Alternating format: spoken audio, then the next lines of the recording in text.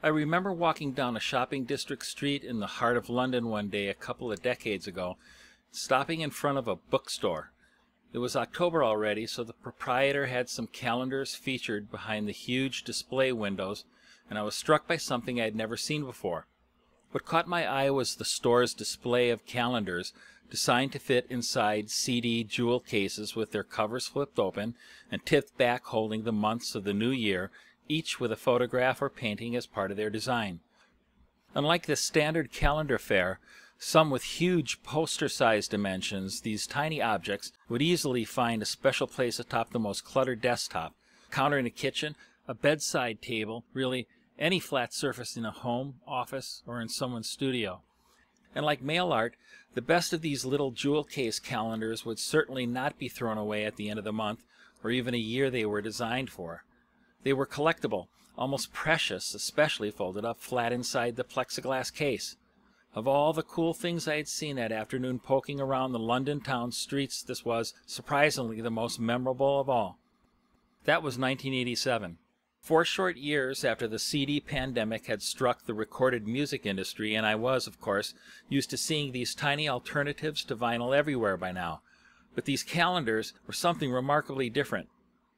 I will divide this screencast into 2 parts.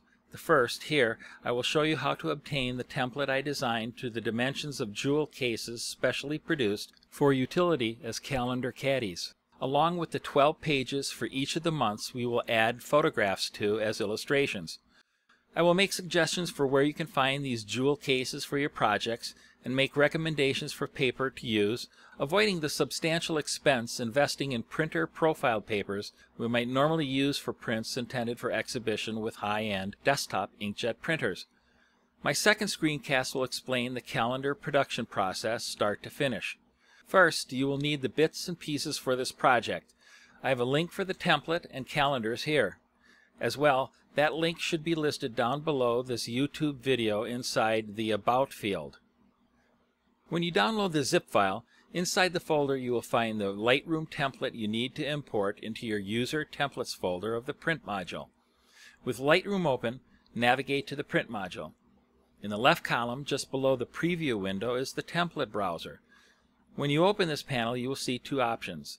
Lightroom Templates, a series which loaded with your original installation of the application, and User Templates. User Templates is the folder you will target for importing my CD calendar template. Right-click or Control-click on a Mac keyboard over the term User Templates, and an Options window will open. Select Import, and the Finder window will open on a Mac, and Explorer window on a PC. Navigate to wherever your web browser is set to hold your downloads. If my zip file hasn't already been decompressed and a folder titled 2014 Calendars is not in place for you to open, then double-click on the zip file, and whichever platform you are working with, your system should have a utility on board that will unzip the file, providing you the folder and its contents.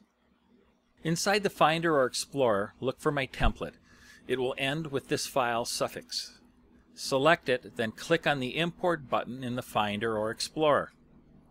Back in Lightroom, inside the User Templates folder, you will now see the template you can use for building a series of mini calendars for this project. But before we proceed here in the Print module, let's get the remaining files I included and you will need at the ready for this project. Press the letter G on your keyboard and you will return to the Library module and find yourself in the grid mode there. You are going to have to set up a collection as your temporary repository for both the calendar pages I designed and eventually the photographs you will use to illustrate the top portion of each. If you're new to creating collections in Lightroom, simply navigate to the bottom of the left column here in the library and click on the plus symbol adjacent to the collection's panel title. From the options presented in the window that pops up, select Create Collection. Name your new collection 2014 Calendars. Now let's get those JPEGs, the 12 calendar pages I provided. Up in the File menu, navigate to Import Photos. When the Import window opens, use the file structure within the left column in the top Source panel to find the folder you downloaded. Again, its title is 2014 Calendars. Click on the folder to select it and you should see the 12 JPEGs I designed for the 12 months of 2014. They should all be selected with little check marks in the upper left corner as you see here. Make sure the Add option for importing at the top of the Import window is selected. We do not want to move these JPEGs from where they reside currently. You can always archive these files later. For this import, you really don't have to fool around with anything else here. Just click on Import and Lightroom will take you back into the library module. Select the first calendar page, then hold down the Shift key and click on the last calendar page you just imported. All the calendar pages should now be selected. Next, hover your mouse cursor over the new collection we just made. Right-click or Control-click on a Mac keyboard, and when the Options window opens, choose Add Selected Photos to this collection. Click on the 2014 calendar collection to open it. There are your months of the year for building the CD case calendars. Now all you need to add are 12 favorite photos you want to illustrate each of the 12 months with. In the next screencast segment of this project, I will run through the production process for building the calendars so you can either export them to your desktop printer or prep your files to take to a print service like Kinko's, Staples, Office Max, or some little mom and pop copy center that maintains a good color laser copy machine. I prefer this option over printing the calendar pages myself because laser printers render a beautiful imprint that rides on top of the paper surface instead of being absorbed into the paper as occurs with inkjet imprints. The finished piece with a color laser printer looks more like you took your calendar project to a professional offset print service for production, but at a fraction of that cost. The last thing I will cover here is paper recommendations and then how and where to get your CD jewel cases. I've been producing printed promotional pieces for delivery through the Postal Service in decades past, and now as oversized cards I can leave behind at photographic supply stores, art supply stores, and art galleries. I'd love to have these pieces printed professionally with real offset printing presses, but the only way to make that economically feasible is to run thousands of impressions of each page. This doesn't make sense for any of that work, so I've learned to become more resourceful. I take the entire process onto my own shoulders, except for the printing. I've learned to pay attention to the details like paper products I use for my projects. Now anyone who is at all serious about how their work looks for presentation as a handheld object is seriously into color calibration. At the very least, you need to calibrate your computer's monitor precisely as possible so that you know that what you're seeing there is what your camera actually recorded to its imaging sensor. Then a printer needs to be tested regularly so that it maintains consistent color reproduction, so that even the blacks and values of gray are accurate without a color shift, either cool gray or warm gray, unless intended as such. Unless your work is generated on one printer only, with paper-specific printer profiles saved on your computer you can choose, depending upon which surface you intend to print on, you can certainly be surprised by the results. However, I found that by being reasonably careful, one can end up with terrific results short of spending tons of money on specialty papers and lots of time calibrating and running tests in order to maintain optimum print quality with high-end inkjet printers. I found a really wonderful paper stock I go back to over and over again. A brilliant white, super smooth 80-pound cover stock product manufactured by the Mohawk Company here in the United States. And by the way, depending upon where you live, the term cover stock is synonymous with cardstock or pasteboard.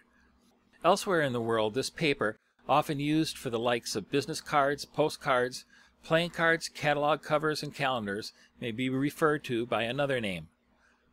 The product line I most often work with from Mohawk Papers is named Pegasus. What I really like about this paper, besides its incredibly smooth surface, is the paper's heft or weight. It is perhaps one of the heaviest cover stock papers available, and consistently, when I take my Lightroom and Photoshop design projects over to my local print shop, their color laser copier renders beautiful interpretations of my files on it. I cannot count how often I've had people ask me where I had my promo pieces printed. They look that good. But here's the trick. It's not just the paper. You need to find a print shop and an employee there who takes pride in what they do, where they run tests on their machines each morning to make sure the printer is consistently generating optimum impressions. And in America these days, unfortunately, that can be a real chore. Finding individuals who still take pride in providing everyday services at a level equal to what we put into our work as photographers. My best advice is to take the time to stop by and talk to the person who runs customer projects on the facility's machines. Ask them how often they test their printers for color accuracy. Ask them if you can provide files in the sRGB color space, as this is how your calendar files will be rendered by Lightroom if you export the series as JPEGs. Ask them if you get a discount for bringing in your own paper stock. You should get a discount. Show the technician your paper. Ask him or her if they're okay with what you'll be bringing in for them to print your calendars on. Ask to look at the cover or card stock they normally work with at their store. Who knows, you may like the paper better than my suggestion. Now how about those CD jewel cases? No matter what, you will be conducting your search online. Most search engines these days ping your computer to see where geographically you are doing your search from. This is similar technology to that built into our phones, which helps them better suggest local restaurants when we're looking for a place to eat. When I did a search for CD, calendar, jewel cases, one of the first hits I got was for a specialty store here in Phoenix, Arizona, where I work. Depending upon where you live, it is entirely likely you will have to order this product for delivery instead of having these specially designed CD cases available in town. So do your homework. Look at the websites carefully. Try to ascertain where they are located. Check on shipping costs. Check on what the turnaround is for an order, the time it will take from when you place your order till when you can expect it to arrive. Ask about return policies. Nearly everything is made in China these days by slave labor or folks who are getting paid pennies per hour by comparison to what we all get paid to do similar work here in the West. So you have to ask yourself, how much care would I put into my work if I had someone browbeating me or physically beating me to get more work done more quickly? The first large shipment of jewel cases I had shipped to me from a company in America, repacking stock they ordered by cargo container from China, had a substantial portion of these fragile cases damaged. Pay by credit card or PayPal instead of by check. Credit card companies here in America are generally really good at making sure you are satisfied with every order you make using their cards. And if you're planning to make these calendars for the holiday season coming up, then make sure you place your jewel case order sooner rather than later. Now, on to the production process in the second video for this project.